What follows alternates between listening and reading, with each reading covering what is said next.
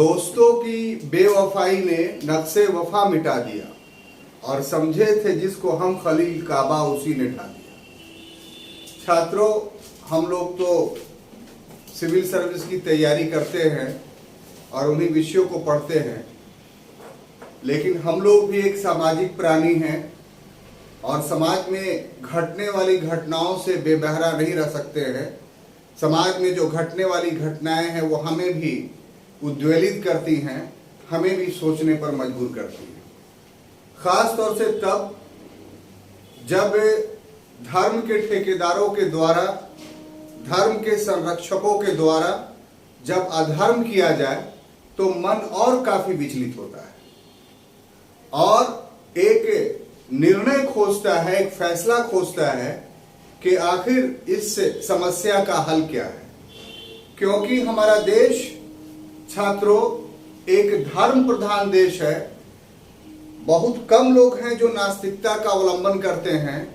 अधिकांश लोग किसी न किसी धार्मिक विश्वास, विचारधारा को मानते हैं और बहुत अच्छे से मानते हैं। ऐसे हालात में अगर धर्म के पुरोहित या धर्म को चलाने वाले या धर्म के ठेकेदार कह लीजिए, जब कोई गलत काम करते हैं तो अनुयायियों में एक प्रकार का रोष उत्पन्न हो जाता है और वो भी गलत काम जब उनके चरित्र से जुड़ा हुआ हो तो ये और असहनीय कष्ट हो जाता है जनता के लिए। कुछ इसी प्रकार की घटना वर्तमान समय में घट रही है, पहले भी घटती थी लेकिन वर्तमान समय में घट रही है। कि इटावा के मौलाना है, मौलाना जर्जीस अंसारी हफीजुल्लाह, लगभग मिलियन में इनके फॉलोवर्स हैं और अच्छे अच्छे भाषण देते हैं और लोग सुनते भी हैं। कुछ इनकी जुबानें फिसल भी जाती हैं और उस फिसले हुए जुबान के दो एग्जाम्पल्स हम आपको देना चाहते हैं। उसमें एक एग्जाम्पल है मार्च 2021 में इन्होंने एक वक्तव्य दिया था कि लड़कियों को टाइट जींस नहीं पहनना चाहिए और जो टाइट जींस पहनते हैं उनके फादर भड़ुआ है। साहब, इस्लाम के दृष्टिकोण से हमें भी कुछ जानकारी है। इस तरह के गलत शब्दों का इस्तेमाल करने का इस्लाम कभी भी परमिशन नहीं देता है, इतनी तो जानकारी है। और दूसरी बात ये कि मार्च 2022 में इन्होंने एक स्टेटमेंट दिया, ये ऑलरेडी सब अवेलेबल है। लोग कह सकते हैं कि ये कट एंड पेस्ट है, लेकिन आप उसको देखेंगे, अगर उनको लगता है कि कट एंड पेस्ट है तो इस पर मुकदमा दायर करना चाहिए था कि हमें अलोकप्रिय बनाया जा रहा है। नहीं दायर करना इस बात का प्रमाण है कि उन्होंने वो बात कही। तो जो और बात है वो ये कि वो कहते ये हैं कि गर्भावस्था में भी अगर कोई स्त्री है तो उसका पति जो है वो उसके साथ संभोग कर सकता है और वो मना नहीं कर सकती है। जहां तक हम समझते हैं कि इस प्रकार का अनवुमेन वर्क का परमिशन इस्लाम नहीं देता है। तो एक मौलाना के जरिया इस तरह की बातें किया जाना एक गैर इस्लामी है, उसका इस्लाम से कोई सरोकार नहीं है। इससे भी बड़ा विडंबना है छात्रों ये कि इन पर एक इल्जाम लगा है। इल्जाम वाराणसी फास्ट ट्रैक कोर्ट में साबित भी हो चुका है और उनको 10 वर्ष की सजा भी मिली है। वो चीज सही है या गलत है, उनका अधिकार है कि वो बाद में उसको प्रमाणित करें कि हमारे साथ गलत हुआ है। लेकिन अभी के हालात में जो हमारे देश की व्यवस्था है, जो न्यायिक सिस्टम्स है, उसमें वो पूरी बात साबित हुई तभी उनको सजा मिली। और पूरी बात यह है कि बनारस दौरे पर थे वो प्रवचन देने के लिए, उससे एक लड़की मिलती है और उस लड़की को ले जा कर कैंट एरिया का रेजिडेंसी होटल है, उसमें कहा जाता है लड़की के द्वारा कि हमारे साथ बलात्कार किया गया, वीडियो बनाया गया। और यही नहीं बल्कि उसको धमकी दी गई कि अगर तुम इस बात का उद्भेदन करोगी तो इस वीडियो का सार्वजनिक कर दिया जाएगा, तुम्हारी हत्या करवा दी जाएगी और घबराओ नहीं, हम तुमसे विवाह कर लेंगे। विवाह का लालच देकर के उस मौलाना ने 2013 से लेकर के 2015 ईस्वी तक लगातार उसका शारीरिक शोषण करता रहा। जब उसने इनकार कर दिया अकॉर्डिंग टू एफआईआर, तब लड़की 17 जनवरी 2016 को उसके पहले एसएसपी वाराणसी के यहाँ तहरीर देती है, यानी एप्लीकेशंस देती है। एसएसपी वाराणसी उस थाना को, जैतपुर थाना वाराणसी को निर्देश देते हैं कि लड़की का एफआईआर दर्ज किया जाए। तो प्राथमिकी 17 जनवरी 2016 को दर्ज होती है और जो न्यायिक प्रक्रिया है वो सारी न्यायिक प्रक्रिया जो है वो पूरा होता है। और पूरा होने के बाद आपको वो तारीख है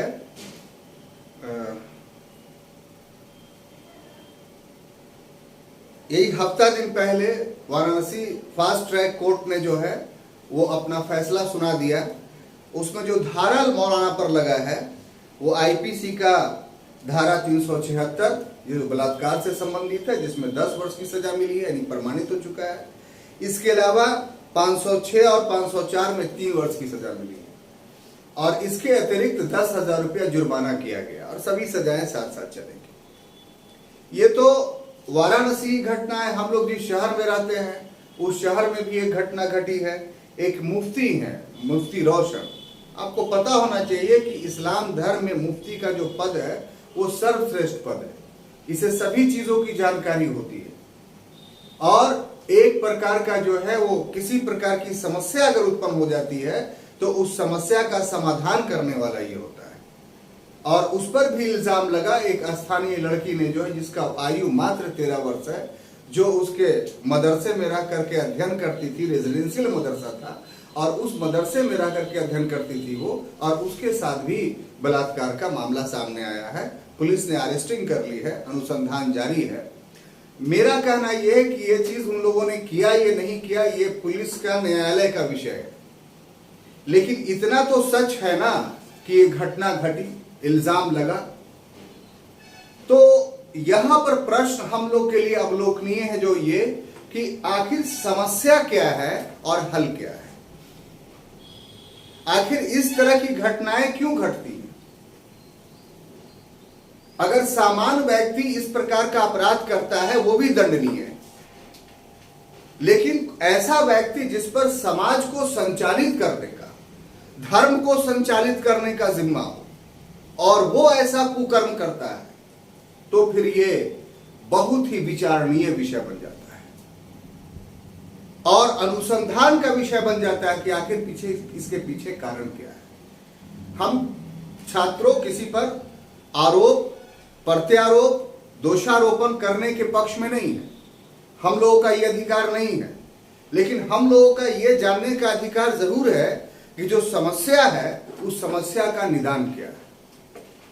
तो हम इसी कंटेक्स्ट में हमने अनुसंधान किया और पाया कि वास्तव में ये जो समस्या है कि धर्म के ठेकेदारों के द्वारा गैर धार्मिक कृत्य जो किए जा रहे हैं, सभी के जरिया नहीं, कुछ ही लोग हैं, उसी से पूरा धर्म का जो ठेकेदार वर्ग है, जो मौलानाओं का वर्ग है, वो बदनाम हो रहा है। तो आखिर इसके पीछे कॉज क्या है, कारण क्या है? तो हमने जब कुरान का अध्ययन किया तो पाया कि इसके पीछे जो मूलभूत कारण है वो आसुरी शक्तियां हैं।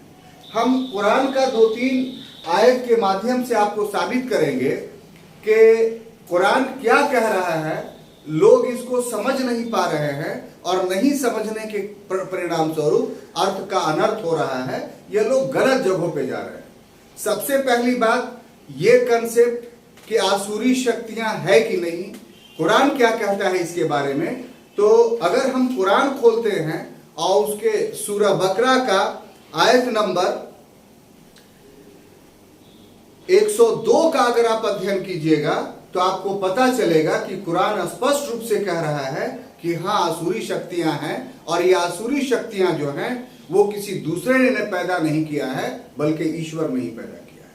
आप जरा सुनिए तो आपको समझ में आएगा। तबऊ मा ततलू अश्शयातीन अला मुल्क सुलेमाना वमा कफरा सुलेमाना वलाकिन्ना अश्शयातीन कफरू यल्लमुन अन्नासा सिहर वमा उनजिला अला मलाकैन बिबालुला हारूत व मारूता वमा युअल्लिमान मिन अहदिन हत्ता यक़ूला इन्नमा नहनु फतनहु फला तकफुरु फयतल्लमुना मिनहुम मा यफरुना बिही बैनल मरइ व ज़ौजिहि वमा हुम बिज़ारैना बिही मिन अहदिन इल्ला बिइज़्निल्लाह व तअल्लमुना मा यज़ुर्रुहुम वला यनफ़ुहुम वला क़द आलिमू ला मन इश्तराहु मा लहु फ़िल आख़िरति मिन खलाकिन वला बिअसा मा शरू बिही अनफुसुहुम लौ कानू यअलमून। इस आयत में 102 नंबर के आयत में जो अर्थ बताया गया है वो ये कि इस्लाम धर्म में लगभग 1,24,000 प्रोफेट यानी पैगंबरों का अस्तित्व स्वीकार किया गया। उसमें से सबसे आखिरी प्रॉफिट हजरत मोहम्मद सल्लल्लाहु अलैहि वसल्लम है। इसके पहले बहुत सारे प्रॉफिट गुजर चुके हैं। तो उसी में एक प्रॉफिट थे सुलेमान रजी अल्लाह तआला अन्हु। उनके ऊपर ये इल्जाम लगा था कि वो जादू करते हैं, और उस दौर से लेके प्रॉफिट मोहम्मद सल्लल्लाहु अलैहि वसल्लम के दौर तक उन पर ये इल्जाम चलता रहा। तब कुरान में ये आयत उतरी कि नहीं, सुलेमान कोई जादू नहीं करते थे। तो जादू की हकीकत कुरान तब खोलता है कि ये कहता है कि बाबुल में, बाबुल जो जगह है छात्रों, वो मेसोपोटामिया उस समय कहलाता था, उसका एक शहर था। आज वो इराक का इलाका है, जिसको आप लोग हिस्ट्री के बुक में बेबीलोन के नाम से जानते हैं, जहां का बहुत बड़ा शासक हम्मुराबी था। याद पड़ रहा है? तो बाबुल में हारूत और मारूत दो फरिश्ते ईश्वर ने अवतरित कराया। किस काम के लिए? इसी जादू की किताब को लेकर के। उस जादू को कबाला जादू कहते थे, और इतना पावरफुल जादू था वो कि उससे जादू सीखने वाला दुनिया का कोई भी काम कर सकता था। ये हम नहीं कह रहे हैं छात्रों, ये कुरान कह रहा है। लेकिन कुरान ये आयत नंबर 102 ये भी कह रहा है कि ये हराम है, ये हमने परीक्षा के लिए लिया है, उतारा है। यानी जो लोग हम पर यकीन रखते हैं, हम पर विश्वास रखते हैं, वो ये जादू नहीं सीखेंगे, और जो जादू सीख लेंगे उनको सांसारिक लाभ तो मिल जाएगा, लेकिन मृत्यु के बाद वाला जो लाभ है वो नहीं मिलेगा, और वो जहन्नुम में दाखिल कर दिए जाएंगे। तो इस तरीके से सूरह अल बकरा की आयत नंबर 102 से ये बात साबित होती है कि जादू सिहर का अस्तित्व है, और इसे नहीं करना चाहिए, ये हराम है, और जो लोग करते हैं उनका स्वर्ग जो है उनसे छीन लिया जाएगा। ये हम नहीं कह रहे हैं, अकॉर्डिंग टू कुरान कर रहे हैं। अब आयत का इसका परिणाम बताया गया है इसी सूरह बकरा के आयत नंबर 166 और 67 में, कि जो लोग ये करते हैं, पेशवा बन जाते हैं, धर्म के ठेकेदार बन जाते हैं, उनके लिए आयत 66 और 67 क्या कहता है, ये जरा सुन लीजिए। इसका अरबी है, इस तबर्रा अल्लज़ीना अत्तबऊ मिनल्लज़ीना अत्तबऊ वराउल अज़ाबा व तक़त्तअत बिहुमुल अस्बाब। जिसका अनुवाद ये है छात्रों कि जब बेजार होंगे पेशवा, पेशवा का मतलब जो धर्म के ठेकेदार हैं, अपने पीरों से, जिनको पीर मानते हैं, धर्म गुरु मानते हैं, और देखेंगे अजाब और कट जाएंगी उनकी सब डोरें। मतलब लास्ट सफर जब आएगा, अंतिम न्याय का दिन आएगा, तो जो लोग कहते हैं कि हमारे पीर है, हमको स्वर्ग दिला देंगे, तो कुरान कह रहा है कि उस दिन वो डोरें कट जाएंगी, वो स्वर्ग नहीं दिला पाएंगे। और वो क्या कहेंगे उस दिन, वो सुन लीजिए। वक़ाला अल्लज़ीना अत्तबऊ लौ अन्ना लना कर्रतन फनतब्बरा मिनहुम कमा तब्बरऊ मिन्ना कज़ालिका युरय्युहुम अल्लाहु अमालहुम हसरातिन अलैहिम वमाहुम यखारिजीना मिनन नार।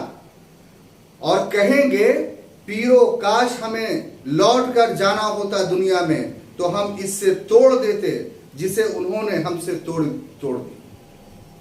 यानी जो बंधन हमने अपने पीरों से बनाया था, हमको फिर वापस कर दो दुनिया में, तो हम इसको तोड़ कर आएंगे। तो कुरान तो साफ कह रहा है कि आपको किसी के अधीन नहीं रहना है। धर्म को अगर सीखना है तो इसी कुरान से सीखिए। तो असल बीमारी यहीं पर है कि जितने लोग हैं वो धार्मिक किताबों को स्वयं नहीं पढ़ते हैं। समस्या आती है तो सीधा मौलानाओं के पास चले जाते हैं, और मौलाना क्या करते हैं, तो इन्हीं सब जादू के तरीकों में फंसा करके इनका एक्सप्लॉयटेशन करते हैं। छात्रों एक बात, जब कुरान कह रहा है कि जादू हराम है, तो फिर जो मौलाना कर रहा है जादू का काम, तो वो मौलाना हुआ, वो तो सीधा सीधा गैर धार्मिक कृत कर रहा है। अब प्रश्न ये उठता है कि जादू है तो क्या कुरान में इसकी तोड़ है? कुरान बचा रहा है इसको? तो उसका जवाब है हाँ। प्रॉफिट सल्लल्लाहु अलैहि वसल्लम के दौर में भी उन पर भी जादू हुआ, क्योंकि उनका जीवन एक मिसाल था। सारी समस्याएं ईश्वर ने उन पर अवतरित की और उन समस्याओं का निदान भी बतलाया। तो उन पर भी जादू हुआ। उनके नवासो यानी नाती इमाम हसन और हुसैन रज़ियल्लाहु अन्हु पर भी जादू हुआ। तो जब जादू हुआ तब कुरान की आयत उतरी, और वो कुरान की जो आयत उतरी वो सूरे नास और सूरे फलक कहलाता है।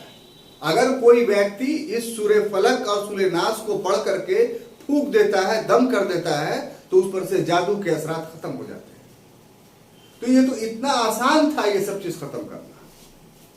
इसलिए समस्या का हल अगर जादू टोना का है तो मौलानाओं के पास जाने का नहीं। तो धर्म की रक्षा तब होगी जब धर्म का अंगीकरण जो है हर व्यक्ति स्वयं अपने मस्तिष्क से, अपने समझ से, अपने पढ़ लिख करके करे। तो अगर किसी धर्मवेत्ताओं के चक्कर में पड़ेगा तो फिर धर्म की हानि होगी। और ये मौलाना इस प्रकार के कृत्य जो है वो करते रहेंगे। देखिए छात्रों, एक बात बताना चाहते हैं कि ये मसला कोई नया नहीं है, बल्कि ये मसला बहुत पुराना है। आपको हमने पढ़ाया जब इस्लामिक हिस्ट्री, तो उसमें बताया था कि एक खिलाफत राशिदा का दौर था। उस खिलाफत राशिदा के दौर में प्रॉफिट के द्वारा जो भी बातें बताई गई हूबहू उसको लागू कर दिया गया। और उसके बाद क्या हुआ, तो खिलाफत उमैया का जब दौर आया तो इस्लामी नियम पथभ्रष्ट हुए। तो इस समय भी क्या हुआ कि जो लोग थे जो इस्लामी नियमों के जानकार थे, वो इन बादशाहों को छोड़ कर करके जो इस्लामी नियम पथभ्रष्ट कर रहे थे, वो आम जनता के बीच में गए और उन लोगों ने उनको बताया, और वही लोग सूफी कहलाए। तो आवश्यकता है मूल धर्म को समझना स्वयं और उसका अनुसरण करना। अगर जब तक जनता इस तरह के कृत्य नहीं करेगी तब तक इस तरह के दुर्घटनाएं जो हैं वो होती रहेंगी, और यही समस्या का मूलभूत समाधान है। धन्यवाद।